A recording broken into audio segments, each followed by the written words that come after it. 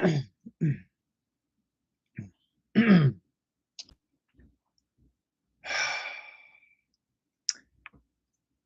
what's going on, guys and gals? Welcome back to the channel. And on tonight's live stream episode, I have a very urgent PSA for each and every single one of you.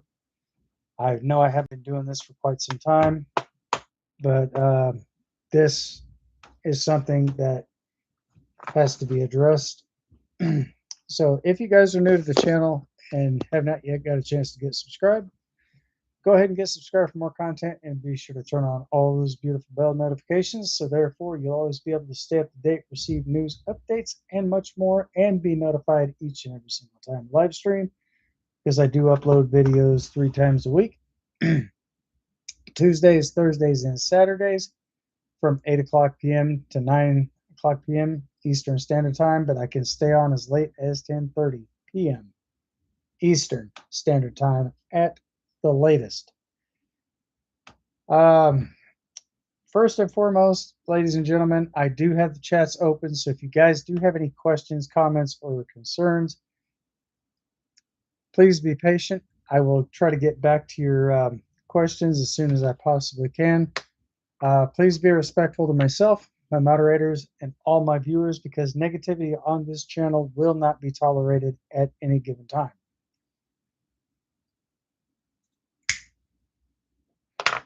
But with that being said, without further ado, I have something I'm going to play for y'all. So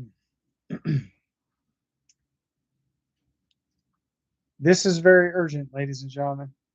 So please do adjust your volumes accordingly, because I have my volume maxed out.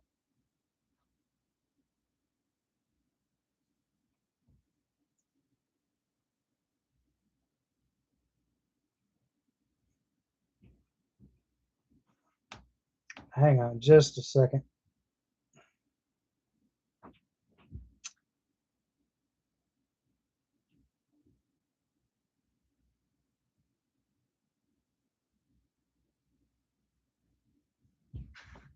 All right. Here it is, ladies and gentlemen. Hey, sis. Welcome to the chats.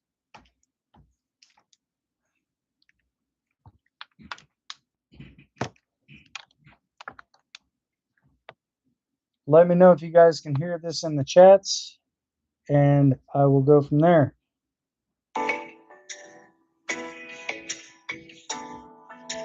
The parasite linked to certain salad greens has wreaked havoc on thousands of American stomachs this summer.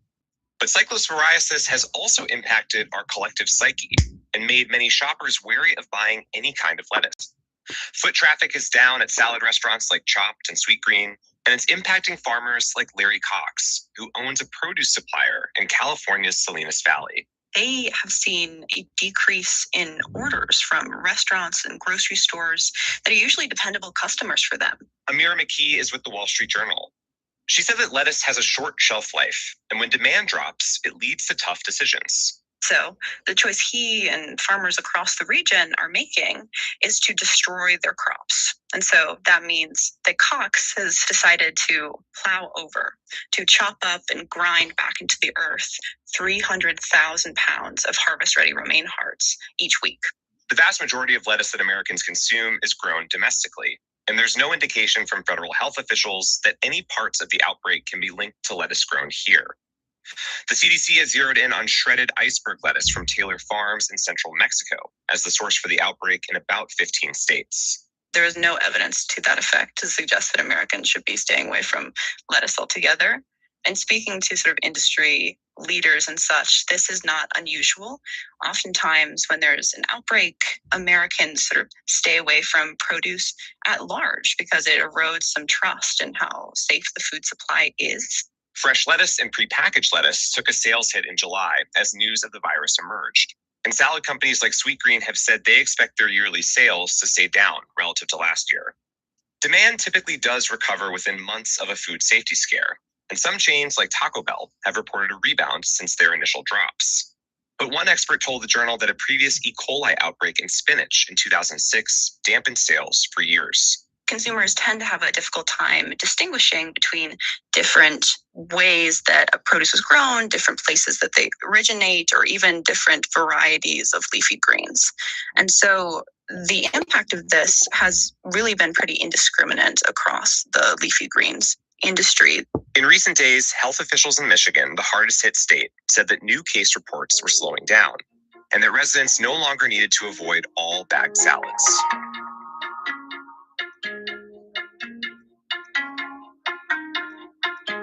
On Friday, officials in Puerto Rico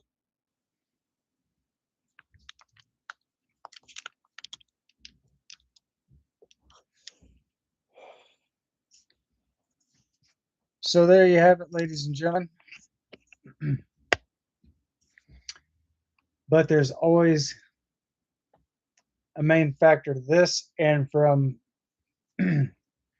what I've been piecing together, they say that they're going to chop that up and put it back into the ground. Well, that can also create a problem. Because if you chop something like that, it's already infected, or not infected, but that has those type of outbreak, or has that type of has those type of parasites in them. What are the odds that can make that into a complete breeding ground and multiply or triple within 2 to 3 days? That could be very catastrophic. So this is the reason why I decided to play this, because I just recently got this information a few days ago, and I figured that I would also put this out on here on tonight's live stream. So I just definitely want to make sure that everybody stays in really good health. And if there's something that really catches my attention, because a lot of stuff like this, I don't normally just set this off onto the back burner and just go from there. I want you guys to be able to hear this firsthand yourselves, so everybody knows exactly what's going on. So my biggest concern is making sure that everybody is in absolute tip-top shape when it comes to health.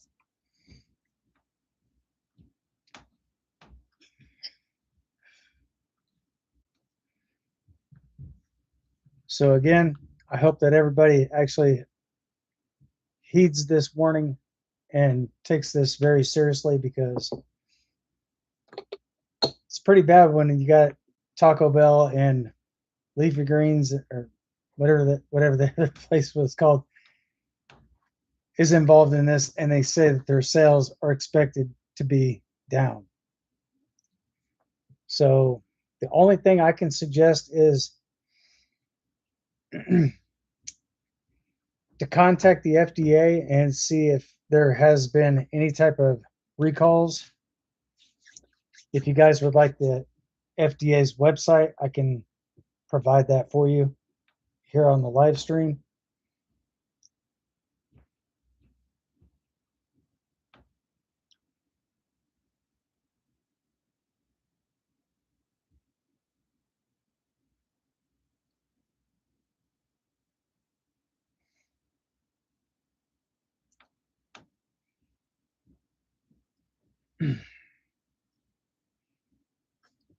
Or I can even do one better than that.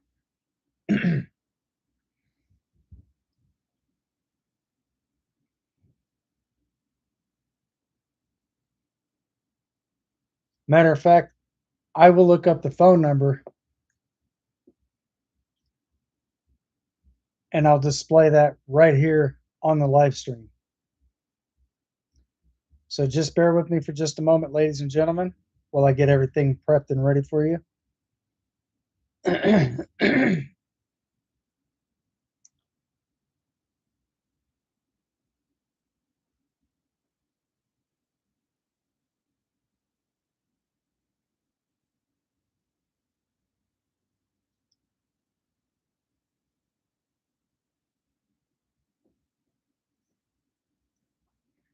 So in case you guys have no idea exactly what's on recall, look up the lot number, and this is their direct phone number.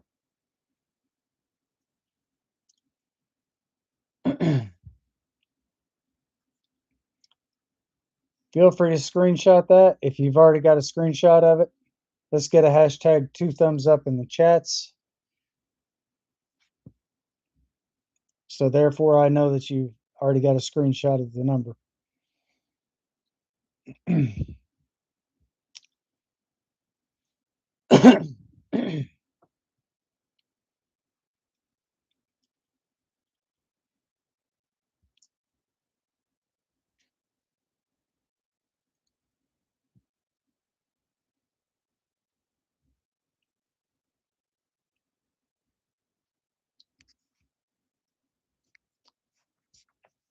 And if you guys would like, I can also put that information in the chats for you.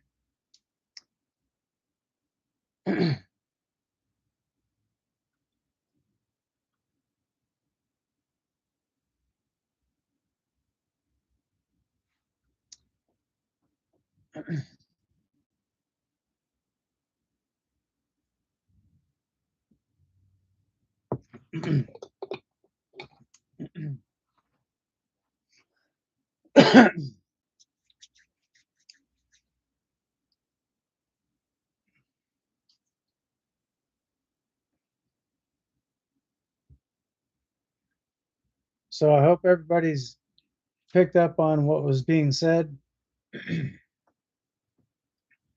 So I'm definitely hoping that everybody does their absolute best to maintain and sustain their good health.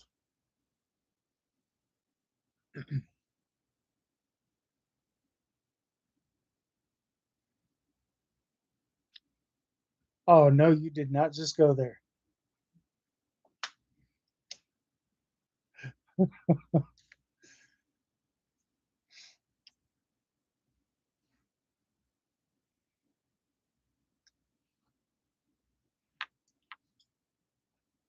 I'll be calling you shortly after the live stream.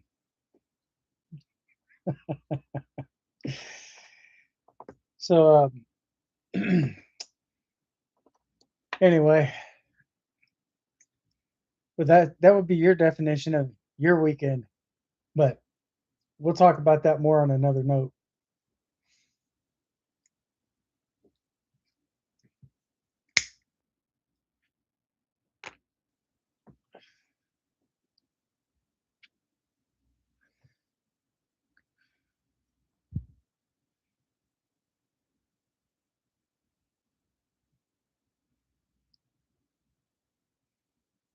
Fantastic.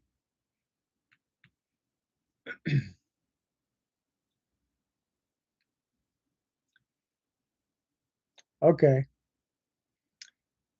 After the live stream, to be continued.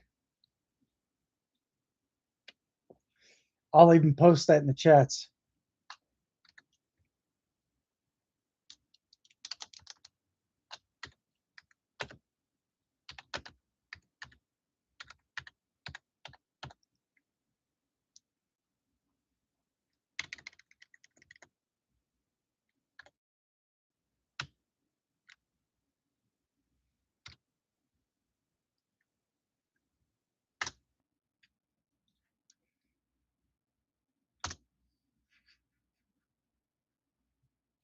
I know he's probably laughing about that one, but it is what it is.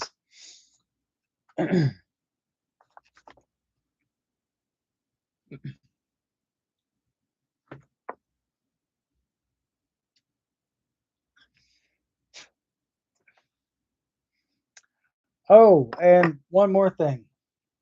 If you guys are running Windows 11 and you have an issue with Steam, go into your installed apps. I'll show you guys what I'm talking about here. If you're not able to remove certain things from your installed apps, like video games that you've uninstalled, and say for instance you just somehow remove the wrong one, I'm going to show you guys exactly what to do on that case. So let me slide this over a little bit more so you guys can see this better. I have actually had to go into file location to find a file that was corrupt.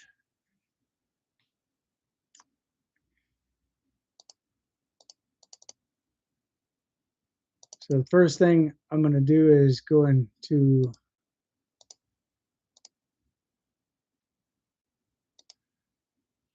all right, now we're on split screen. I know my background looks a little different. So what we're going to do is go to this PC. If you guys are on PC and you deleted a game but did not remove that from your installed library list, let me show you what that looks like per se.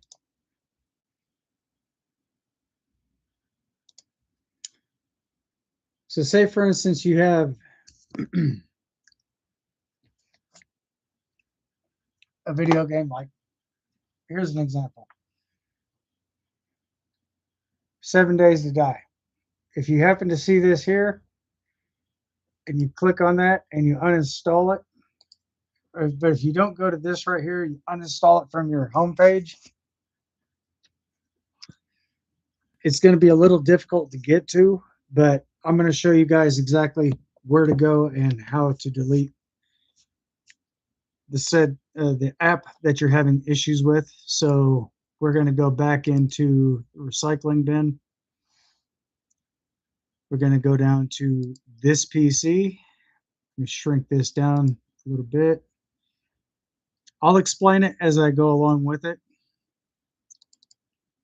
I'm going to click on my hard drive folders.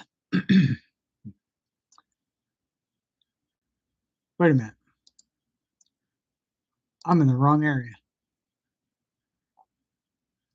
So first thing I'm going to do is I'm going to come down here, click on Steam. And if I see it, I'm going to right click. And it should give you an option to open the file location. So if you deleted something and you cannot get it off of your installed apps, go to your file location after you click on the app.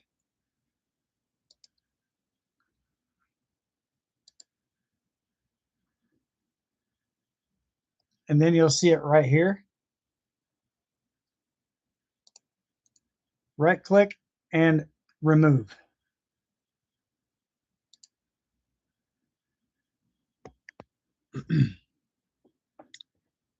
You definitely want to uninstall all your Steam file locations and everything else before doing that. And then clear out your whole entire recycling bin shortly after thereof. So my recycling bin has been cleared out. I did stumble across an issue with that. So it's something simple. It's very minor, but if something like that does happen, I'm just showing you guys how to go through your system and to be able to remove that file.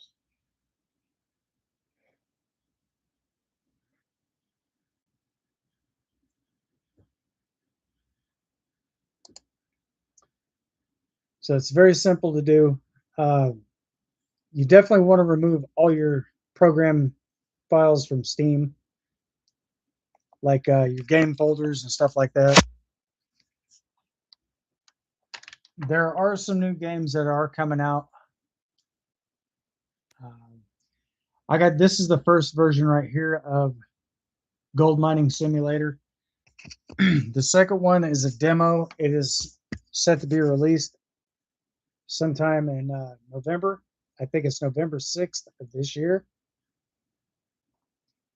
I do believe that's when the game will be launching, unless there's issues with beta testing.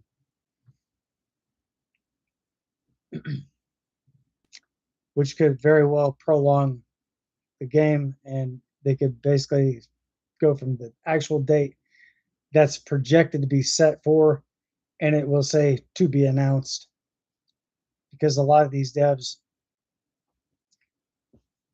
do have a lot of other things going on in between, so they may not get to that right away, but they will put it up there in their notes to be announced. But I do believe that Gold Mining Simulator 2 will be out for PC. It's coming out for PC. And if everything goes well, then I'm sure they're going to probably go in and create a version for it for console.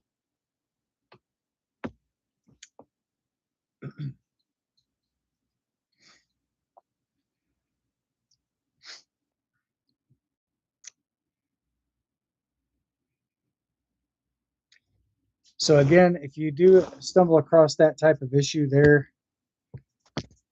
see if like say for instance, if you remove 7 Days to Die from your screen, your home page, like right here, and then you go to your start menu, go all the way to the very top if you're on Windows 11, click install the apps, and right there at the very top is where it sits. Let me see if I can get this over. There we go. And say, for instance, if you uninstall it and you get an error message, I just showed you the quickest way how to remove that said file.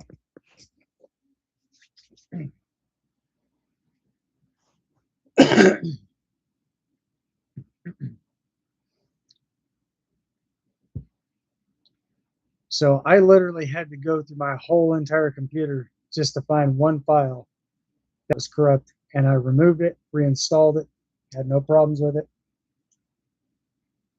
and I had the app back up and going. So I just basically restored the whole entire app and updated to the latest version.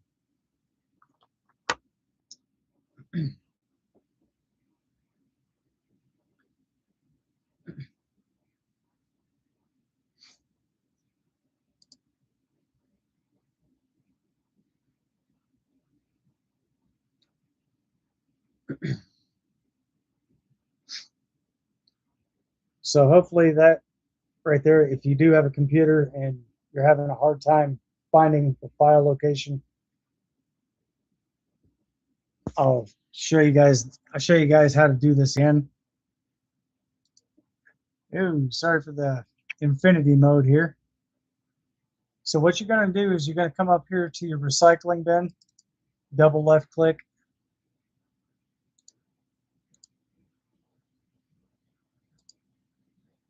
and then you're going to go down to this PC. Then once you go to this PC, you're going to double left click on your hard drive. Program files.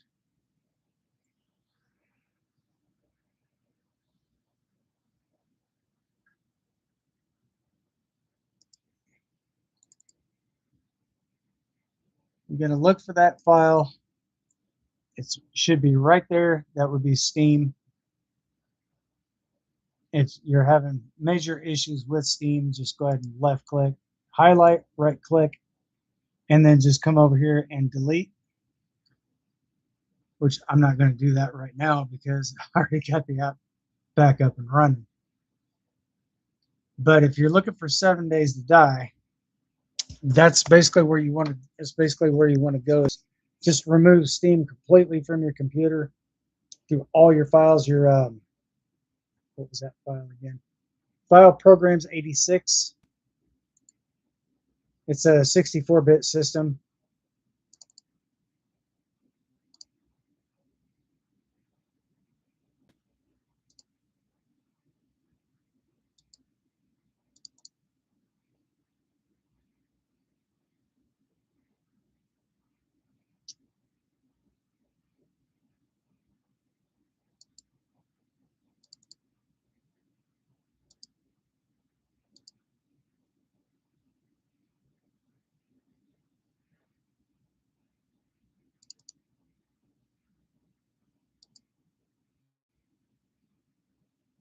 But if you're not able to find it directly there, again, I'm going to show you guys how to find it the quickest and easiest way.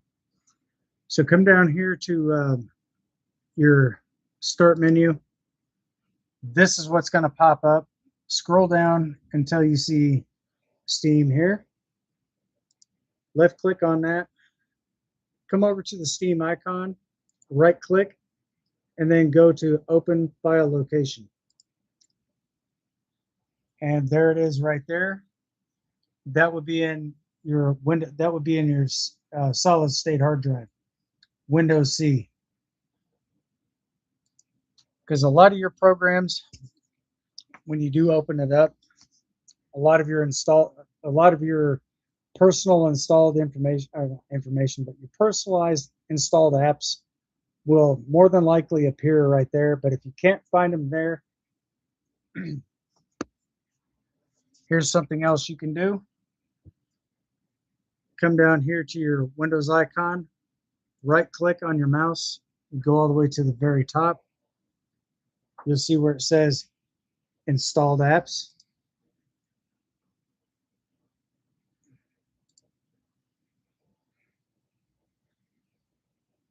And just scroll down. Everything's in alphabetical order, just to let you know.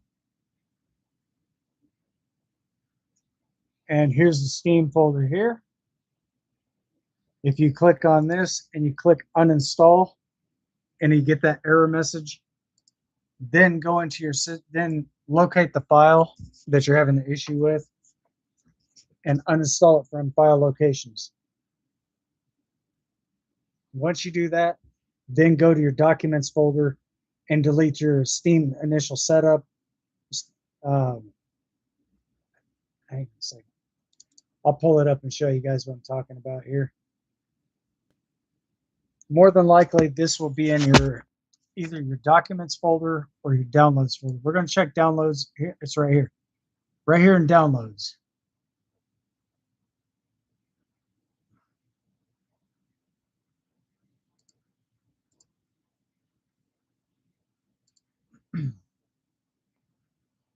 But if you can't find it there, you can always open it up in terminal, which will basically take you to your command center. You don't necessarily have to open up your command prompt center to be able to delete the app. Just click on file location. Just go and click onto your recycling bin. Go down to this PC. Click on your hard drive, your C drive. Double left click, and then right click, and then go to file. Wait a minute. Let me do this again. Okay. This PC, Windows C drive. Then you're going to come down to Program Files 86. Then you'll find your Steam folder there. But if you can't find it that way, there's a couple ways that you can actually do that. I would recommend personally going into the file location because that's going to take you directly to the source. Then once you click on the file location, you're going to find that you want to find the app that's causing you causing issues like, say for instance, if Steam has got a corrupt file due to either miscommunication, or if you got another app conflicting with Steam, remove Steam and then just re-download the app, and that right there should fix the issue. Or another way you can do it, I know I keep moving my camera around, ladies and gentlemen. You can open up your Steam folder.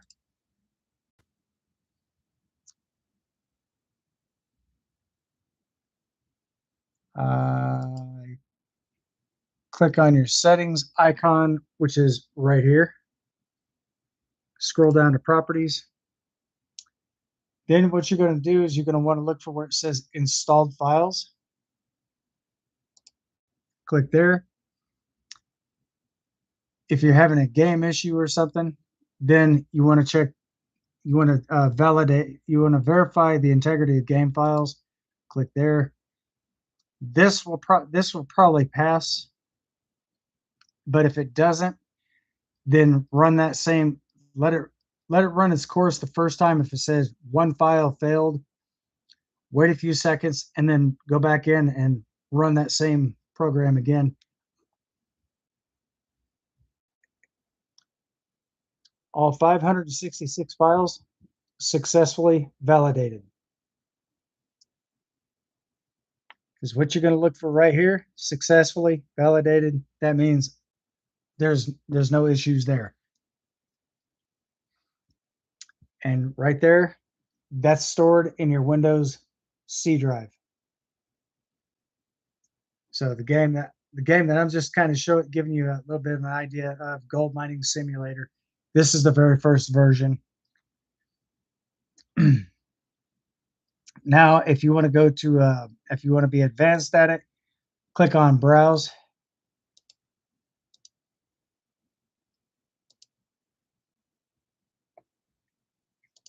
Go to this PC, go to C drive, Windows 80, program files 86, and there it is again, ladies and gentlemen, right there.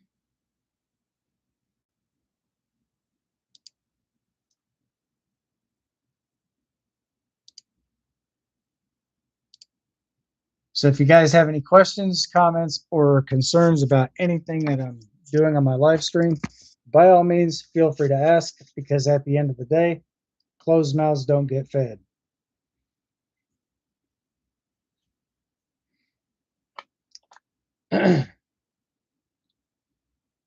Now, if you're having an issue with, now if you have an HP computer and you have Omen Gaming Hub, I'm going to show you guys exactly how to fix that too. And I'll show you where you can find the app.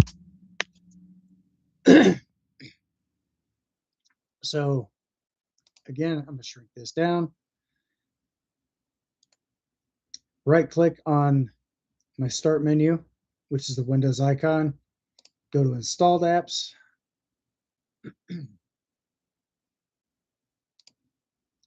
Put that on split screen so you guys can see what I'm doing here. Omen Gaming Hub. Left click, go to advanced options. Scroll down until you see the word reset. First thing you want to do is repair the app. So let's do a quick simple repair. That's got a check mark. Reset.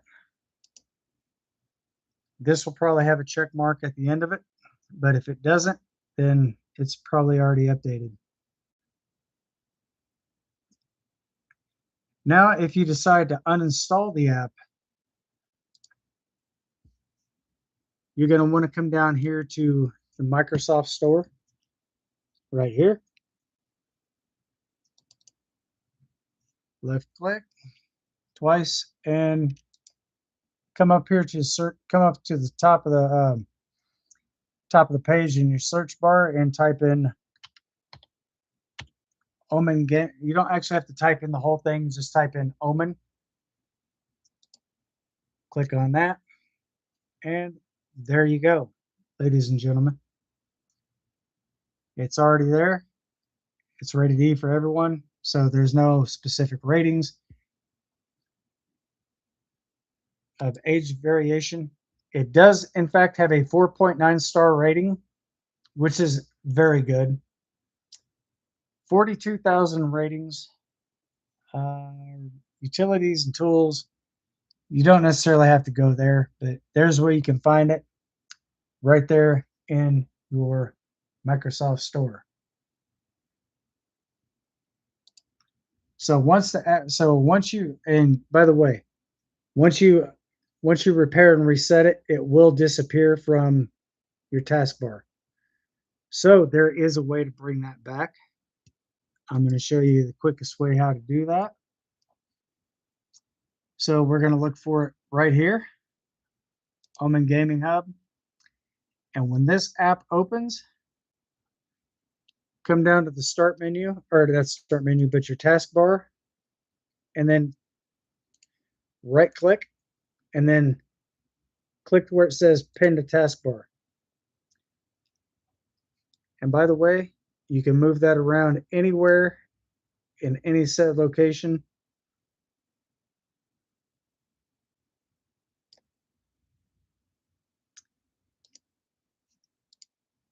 Confirm. And this is how you do the initial setup. Don't worry, guys, you're not going to lose no data, anything like that.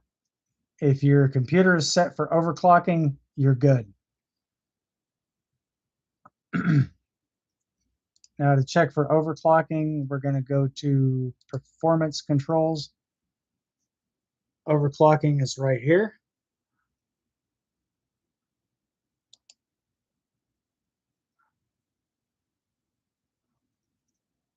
So right now I actually have mine set on normal, but now I have it set for performance. And that basically puts my fan in turbo speed, which I have 4 different settings on my fan speed. Now there is a way to readjust your fan speed, but you're going to have to go into your BIOS to do that. So when you restart the computer, just basically click restart and then just continuously tap the delete key. And once you continue to press your delete key, that's going to take you right into your BIOS. And then you can be able to set your fan speed for whatever you want it at. But also, number one factor, if you do in fact if you do have your system set for overclocking, what that's going to do, that's going to basically, it's going to push your CPU a lot harder, and it's also going to put more wear and tear on your GPU as well, because that's adding more stress to it. Because when you overclock your computer, that's actually drawing more heat to the motherboard.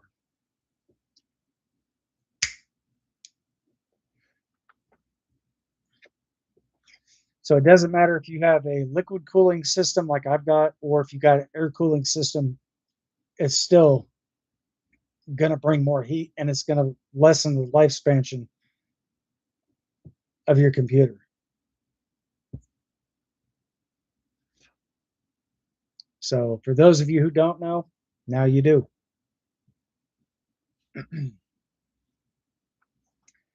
But there's certain types of computers that actually do have overclocking. Those are basically your gaming PCs,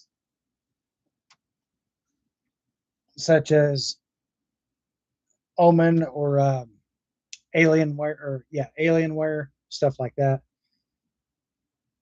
All your high performance gaming desktop PCs, mostly. You might be lucky and you might get those on a laptop, but overclocking on a laptop is a lot different than overclocking on desktop.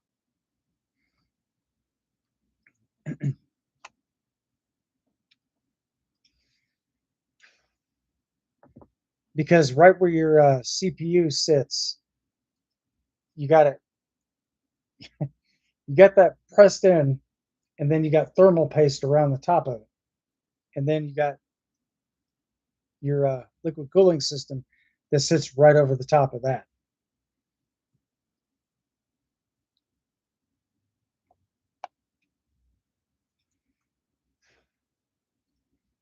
And your thermal paste, what that does, that keeps it well insulated to keep it from overheating to the point to where it just fries out the whole entire chip.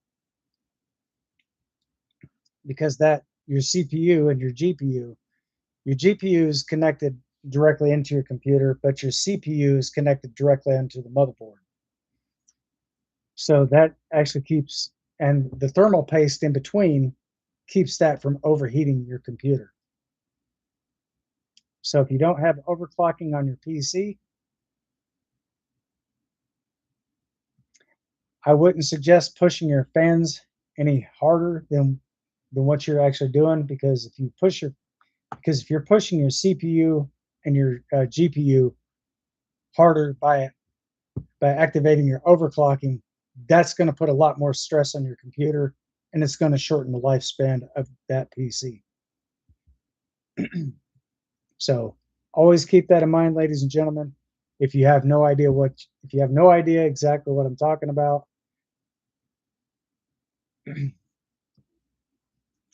because okay, I'll break this down in a more of a comprehensive way. If you have overclocking on your computer, your CPU can only run at a certain temperature, but you got your balanced version and you got your performance. Now, if you're always looking for the best performance, that's pushing your CPU and your GPU a lot harder, especially if you have it overclocked. Now, if you have your system overclocked,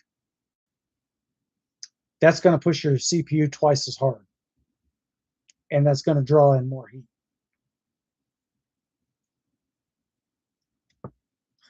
And over a period of time, those capacitors in your that's attached to your motherboard can actually get so hot they can actually start to leak acid. And that acid gets onto your motherboard, your system's fried.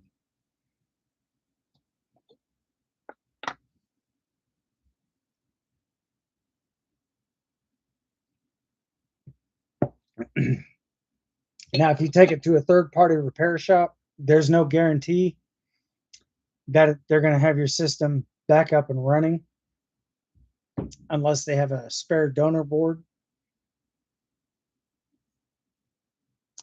And if they manage to get their hands on a donor board, there's no guarantee that that's going to work, because they could be swapping out the computer chips and stuff like that. So there's a good possibility that one of those technicians could, not saying that they will, but just saying that they very well could, screw that up, and there goes your whole entire computer.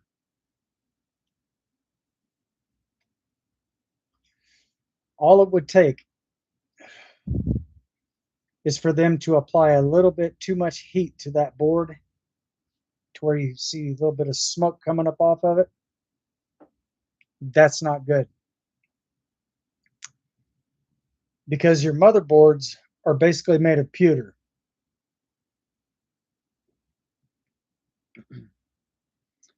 And pewter can only withhold so much heat before it gets to a cracking point. Once that motherboard reaches a certain temperature, that board will start to split. It'll start to crack. And once it cracks, and you got little tiny wires in there, probably about 1/3 of the size of a human hair follicle.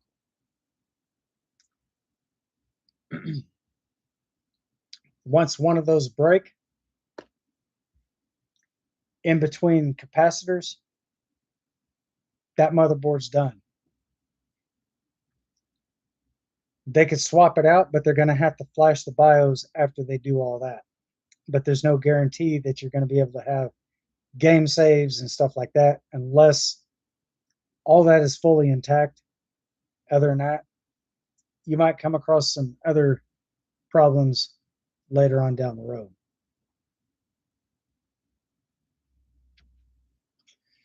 Now, if you actually take it to a third party that is actually HP certified or Acer certified or Dell certified or whatever the case may be, whatever type of system that you have, if they're certified through that company, that's what they're going to base those prices off of, because they're actually getting replacement boards and stuff like that. But if you are having a very hard time getting a replacement board, there are people here in the United States that actually do make those exact same boards.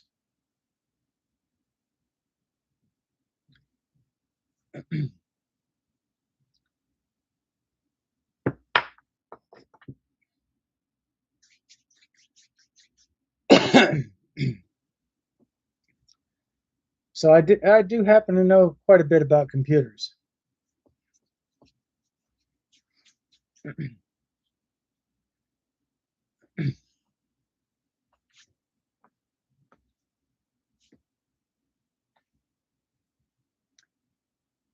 Now the power connect that goes now, like the computer I've got, like this one here,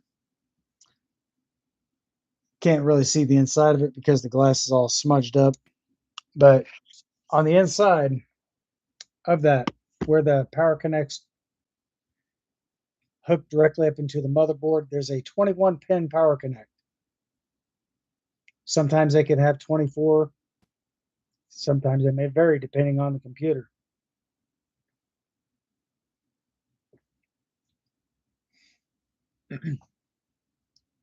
That's basically where you get your electrical draw to your from your outlet directly onto the motherboard, because that's your power input. All that power has to go through certain types of connections, certain types of straps, bands, certain types of wiring. It all has to go to a specific spot. Now, getting your hands on the oh boy, getting your hands on the schematics to be able to repair your own motherboard is not a very simple task at all. You can look up Russian websites, you can look up Chinese websites, shit like that, but it's just gonna be a loop. It's just gonna be one big revolving door.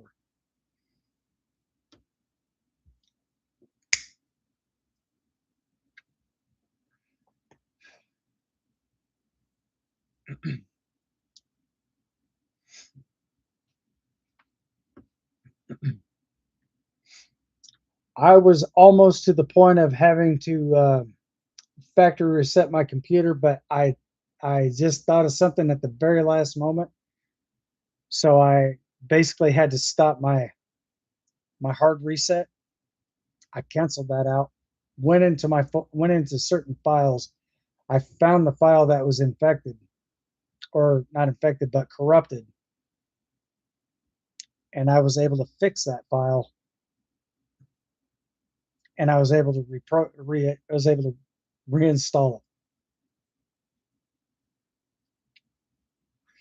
Now, just note for the records, if you guys do happen to go through your temporary files and stuff like that, be very careful of what you're deleting, because if you delete a recovery installment for Windows 11, if there's one crucial file that you delete, that may not be recoverable and it may not be resalvageable. So once that file's gone, pardon my French, your computer's fucked, pretty much. So that's one hell of an expensive paperweight.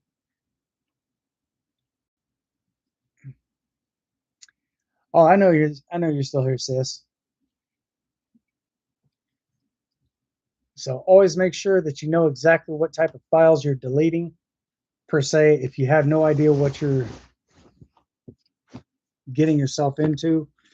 And I'll show you exactly what this looks like on Windows 11. It's a lot different than Windows 10.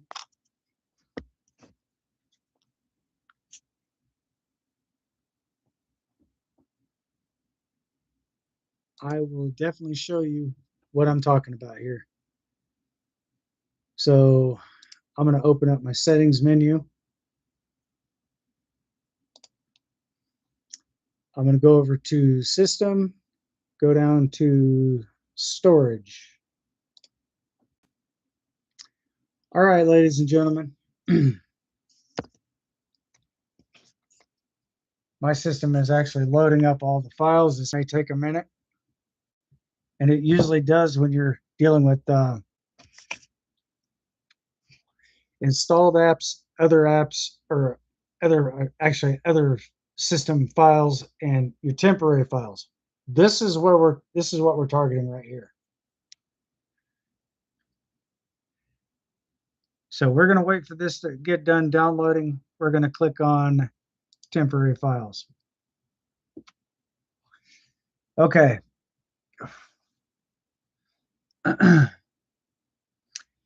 You got temporary internet files, thumbnails, downloads, delivery optimization files, DirectX cache, and Windows error report and feedback diagnostics.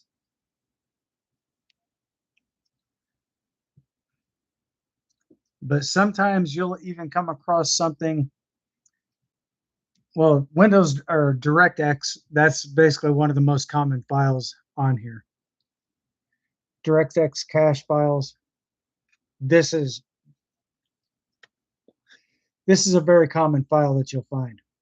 But if you find something that's like right in the megabyte section, you're fine. Your system's good.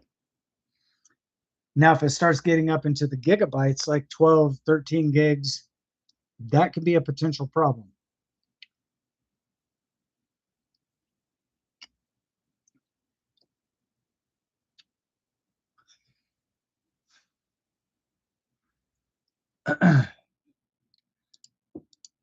Now let's say you want to update your software to the latest version,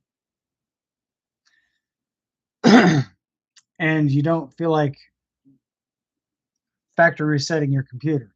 I'm going to show you a way to do this. So you're going to come down here. Okay, so right here, you're going to go in. When you go into your settings folder, right here, then you're going to look for where it says System. Display sound, you're going to have all this shit here. Scroll all the way to the very bottom and look for Recovery. Once you find your recovery folder,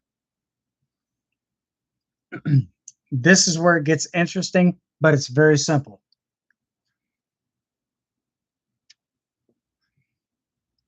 Fix problems using Windows Update.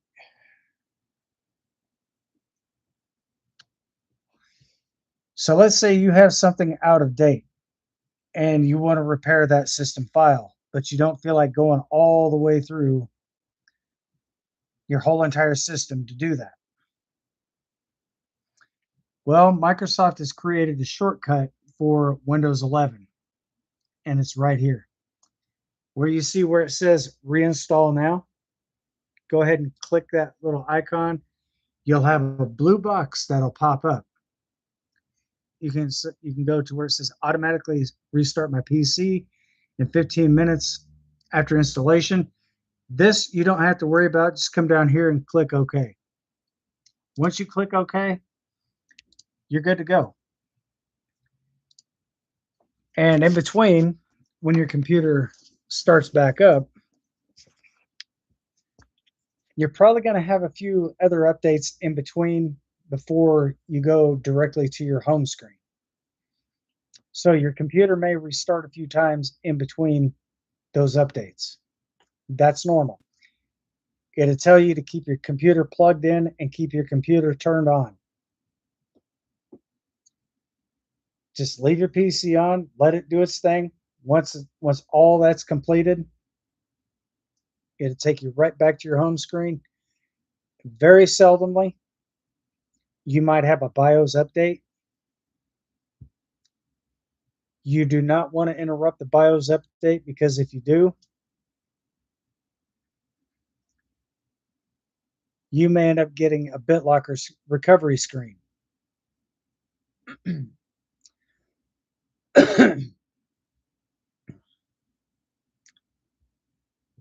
And you're going to have a separate computer, or you can do it from your mobile device.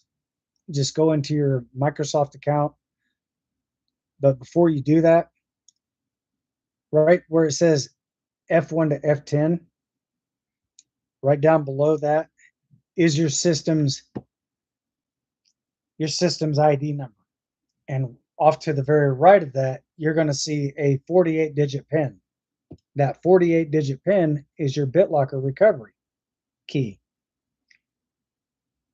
If you do not enter your BitLocker recovery key, you're gonna run into a lot of issues, because BitLocker is basically a digital disaster. You can also find your BitLocker recovery key in your Windows C drive, or pull up your command prompt center,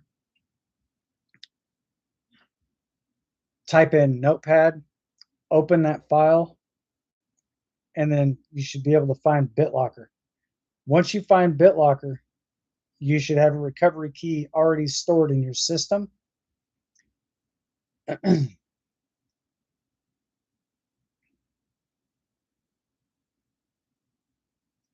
Which is going to be very simple to do. Once you find your BitLocker recovery through your Microsoft account, take a picture of it. So therefore, if you ever happen to come across that BitLocker recovery screen again, and you've already got a picture of it, that'll save you the time, trouble, and all the hassle and all the other bullshit associated with that. Just look at that picture that you've taken of your 48-digit PIN. Use your function keys, F1 all the way over to F10. You don't want to use these because your BIOS will not recognize these numbers here, and your BIOS will not recognize any of these. So use F1 all the way over to F10. That's how you're going to enter the code. Once you enter that code in and you enter it correctly, press enter.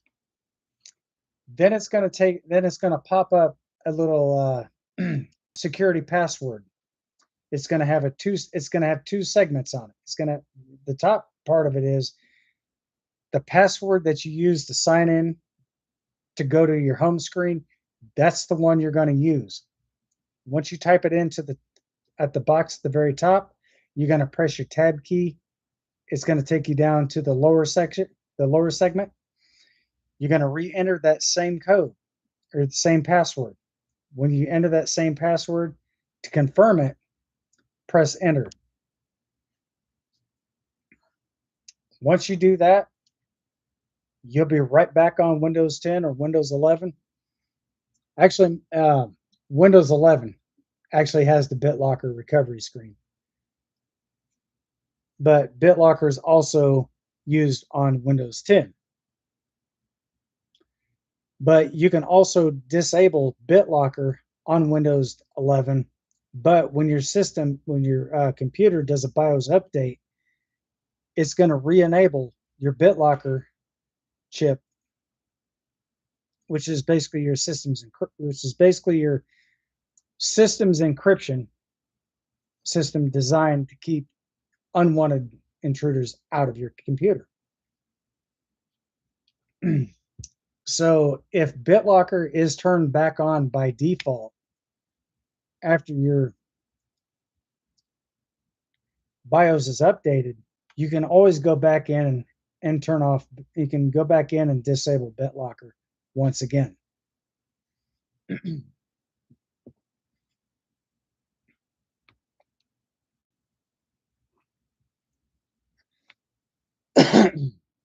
So that 48-digit PIN, I'm not even going to lie to you, it is a pain in the ass.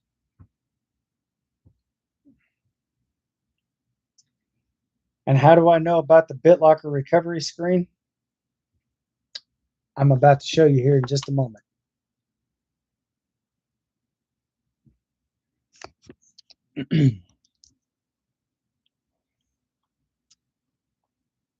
This is what I had on my computer. BitLocker recovery. You can turn your computer on, but as long as if you do not enter that 48-digit PIN, this is what your screen is going to look like every time it powers up. So what you're going to want to look for, you can go to this website right here, aka MS add recovery key. This should take you into your Microsoft account. Okay, but for your computer, for everybody else's computer is not going to have the exact same recovery key to identify your keys. That's your BitLocker recovery, which is that 48-digit PIN. Again, use the number keys or function. Using the number keys is not the numbers down below your F1 to F10. These, your system's BIOS will not recognize any of these. And they will not recognize these here once again. F1 all the way over to F10. So once you do that, and it states it clearly, clear as day. Once you go into your Microsoft account, this right here, Oscar Kilo Niner Jersey 8761. This is what you're going to look for right here, the very first portion of it. You know, you're not going to have to look through the whole damn. You're not going to have to look through the whole entire recovery. This first segment here, if this matches up with your computer, take a picture of that before you go into your BitLocker, or before you put your BitLocker code in or your recovery key.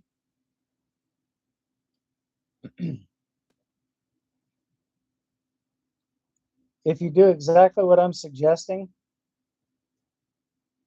that's going to save you a whole lot of time and trouble in the long run.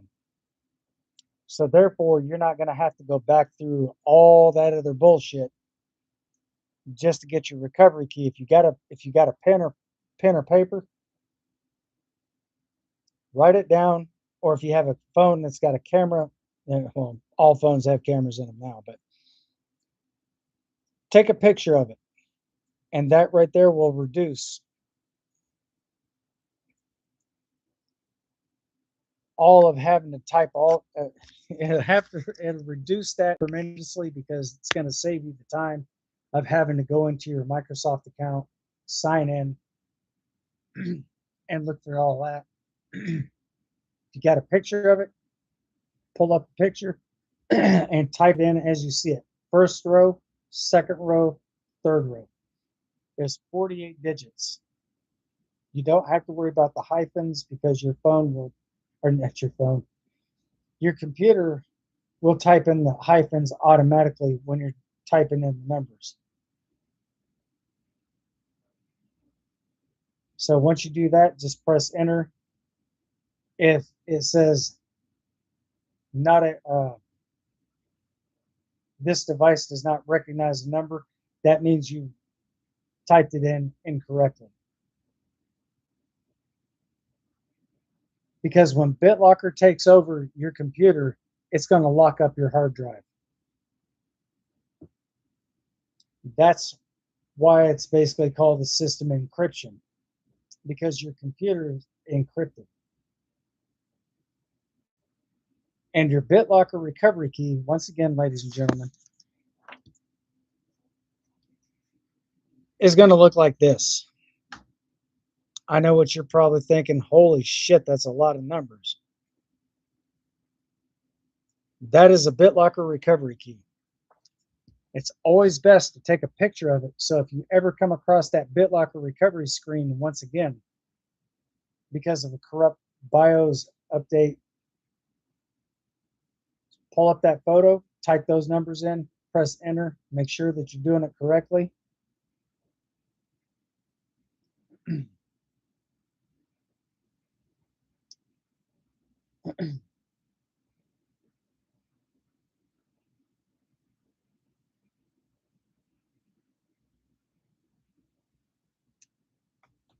So once you do that, you're good to go. You'll be back on your computer before you know it.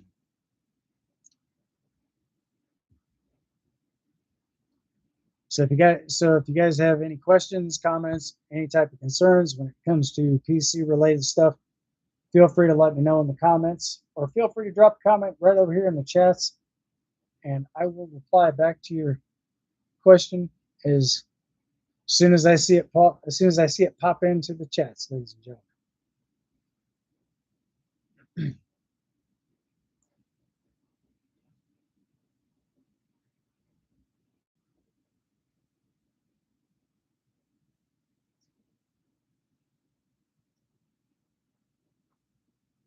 So anyway, I think that's going to be it for tonight.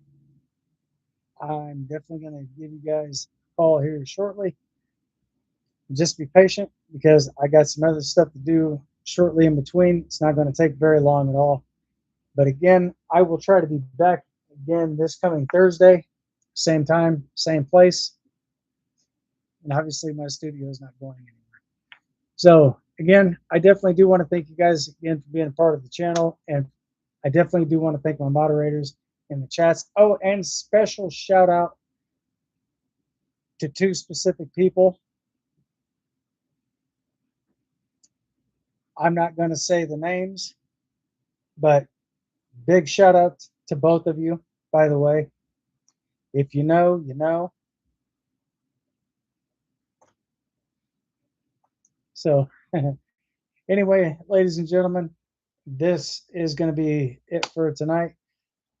Again, I will be back this coming Thursday, unless there's some reason that I'm not going to be able to pop up. If we have bad weather at that said time frame, I will probably more than likely postpone until the next stream. So hopefully that hopefully that doesn't take place anytime soon. But if it does, hey, I'll be back again. Same place, same studio, and obviously the same host. And I better not have an evil twin out there. But anyway, that's going to be it for the night, ladies and gentlemen. Again, I do want to thank you guys again for being a part of the channel. Big shout out to all my subscribers. Big shout out to all my moderators. Also, huge shout out to all my viewers. One more video. We're going to be right at the 300 video mark. I cannot believe this channel has actually grown the way that it has. I can't thank you guys. I can't thank y'all enough. I definitely do appreciate all the love, all the support, and everything else that you guys have actually done, ladies and gentlemen, here on the channel. Big thank you to each and every single one of you. Big shout out to all of you as well. Again, I definitely hope that everybody stays in good health. But until then, as always, stay safe, stay sharp, stay frosty, and most of all, stay vigilant. Until next time, to everyone's health, cheers.